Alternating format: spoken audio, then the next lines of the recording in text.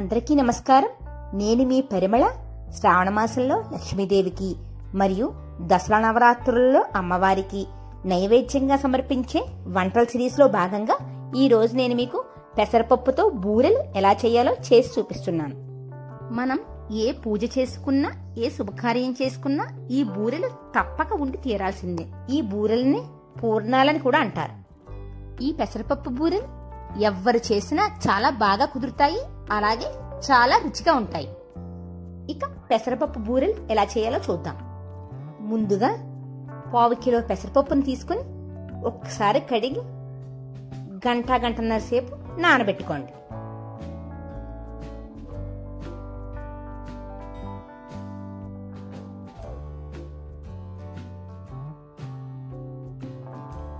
ఇప్పుడు మనం ఏ కప్పుతో అయితే పెసరపప్పును తీసుకున్నామో అదే కప్పుతో 1 కప్పు మైదా పిండి, 1/2 కప్పు బియ్యం పిండి, 1/2 కప్పు శనగపిండిని తీసుకుని అందులో చిటికెడు ఉప్పు, 1 టీ స్పూన్ పంచదార వేసి ఈ పిండిని అంతా బాగా కలిపి మైదా పిండి తీసుకున్న కప్పుతోనే 1.25 కప్పుల నీటిని తీసుకుని కొద్దిగా పోస్తూ ఉండలు లేకుండా ఈ పిండినంతా బాగా కలుపుకోండి. ఈ బూరెలపై పెట్టే ఈ పిండిని మినపప్పు బియ్యం నానబెట్టుకుని దోసల పిండిగా రుబ్బుకుని అది కూడా పెట్టుకోవచ్చు. ఈ పిండి కూడా చాలా బాగుంటుంది. 1.5 కప్పుల ఈ పిండికి 1 కప్పు మీద 1/2 కప్పు నీళ్లు కరెక్ట్గా సరిపోతాయి. ఇలా చిక్కని దోసల పిండిలా ఉంటే సరిపోతుంది. దీన్ని కూడా గంటన్నర పక్కన పెట్టుకోండి. గంటన్నర తర్వాత ఇలా నానిన పెసరపప్పుని నీళ్ళన్నీ తీసేసి ఒక మిక్సీ జార్లో వేసుకోండి.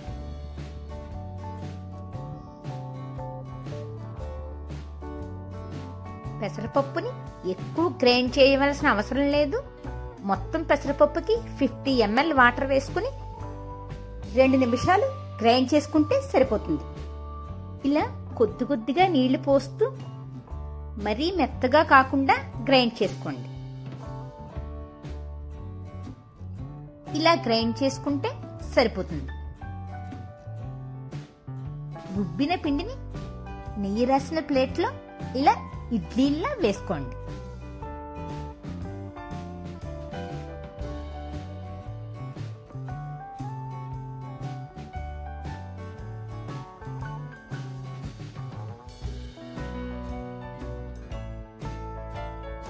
ఇలా వేసుకున్న ఇడ్లీలని మీడియం ఫ్లేమ్ మీద 10 నుంచి 15 నిమిషాల పాటు ఉడికించుకోండి.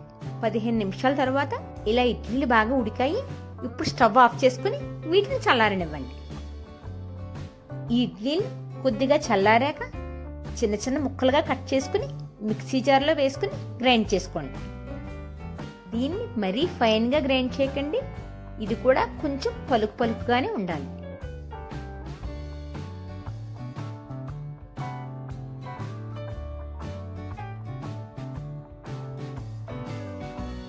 మొత్తం ఇడ్లీలన్నీ ఇలాగే గ్రైండ్ చేసుకోండి. ఇందులో మనం ఏ కప్పుతో అయితే పెసరపప్పును తీసుకున్నామో అదే కప్పుతో 1.5 కప్పుల పంచదారను వేయండి.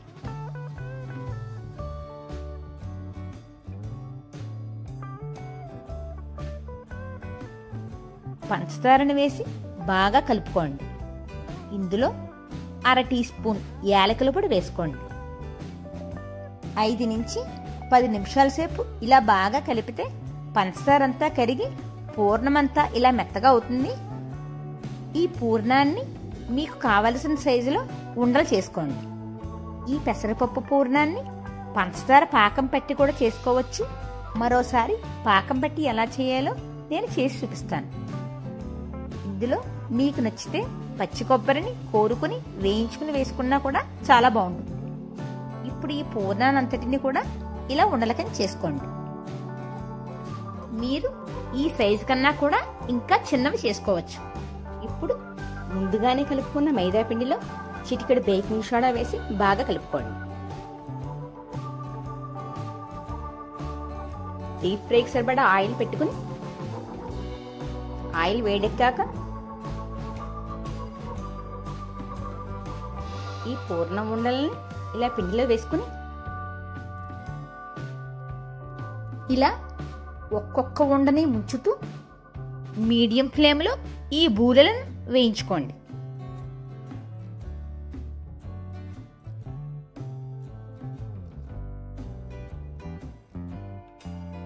ఇలా వేసిన బూరెలు ఒకవైపు బాగా బంగారు రంగు వచ్చాక రెండో వైపుకు తిప్పుకోండి.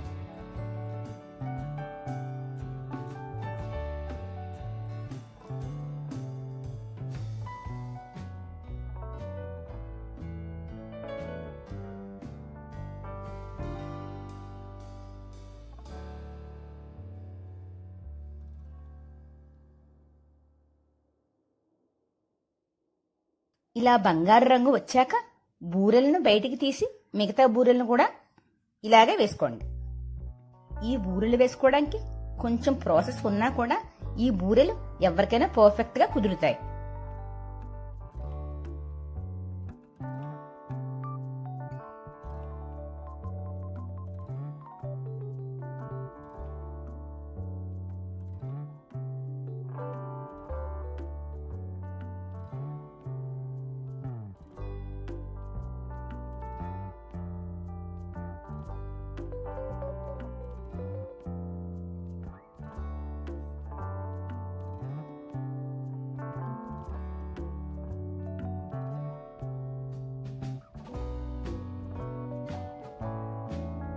చూశారు కదా పెసరపప్పు బూరెలు ఎంత ఈజీగా తయారు చేసుకున్నాము. మీరు కూడా పెసరపప్పుతో ఇలా బూరెలు తయారు చేసి అమ్మవారికి నైవేద్యం సమర్పించండి. ఆ ప్రసాదాన్ని మీరు స్వీకరించి అమ్మవారి ఆశీస్సులు పొందండి. మీకు కూడా ఈ పెసరపప్పు బూరెలు పర్ఫెక్ట్ గా వచ్చి నచ్చినట్లయితే మీ బంధువులకి మీ ఫ్రెండ్స్ అందరికి కూడా షేర్ చేయండి.